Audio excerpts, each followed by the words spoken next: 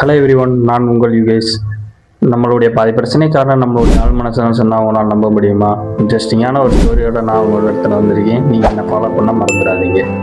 கிராமத்தில் ஒரு பையன் இருக்கான். அந்த பையன் வந்து மாங்காய் சாப்பிட்றான்னா அவனுக்கு உடம்பெல்லாம் கொப்பளமாக வெடிக்க ஆரம்பிக்குது. அந்த பையனுக்கு என்ன பண்ணுறது எது பண்ணுறதுனே தெரியாமல் போய் வீட்டில் ஆள் சொல்கிறேன். அவங்க அப்பா அம்மாவும் கூப்பிட்டு போய் ஆஸ்பத்திரி எல்லாம் போய் பார்க்குறாங்க.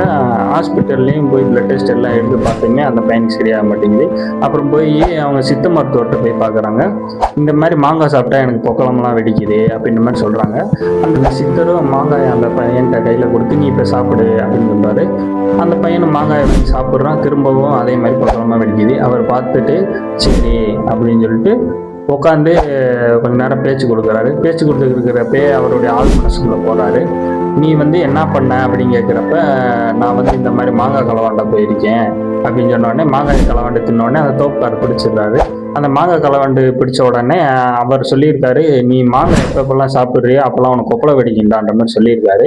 அந்த பையன் அதை கேட்டதுலேருந்து எப்பப்பெல்லாம் மாங்காய் சாப்பிட்றானோ அப்பப்பெல்லாம் அவனுக்கு கொப்பளை வெடிக்க ஆரம்பிச்சிருது. இந்த சித்தரும் திரும்பவும் ஆள் மனசுக்குள்ளே போயிட்டு இந்த மாதிரி உனக்கு வந்து நீ மாங்காய் சாப்பிட்டேன்னா இந்த மாதிரி சரியாயிடும் உனக்கு அப்படின்னு சொல்லி ஆள் மனசுக்குள்ளே போய் பேசியிருக்காரு. அதே மாதிரி பேசி முடிச்சுட்டு வெளியே வந்ததுக்கப்புறம் மாங்காய் கொடுத்துருக்காரு. இல்லை நான் சாப்பிட்டேன்னா எனக்கு இந்த மாதிரி வரும் அப்படின்னு சொல்கிறான். இல்லை நீ இப்போ சாப்பிட்டு பாரு உனக்கு சரியாயிடும் அப்படின்ற மாதிரி சொல்லியிருக்காரு.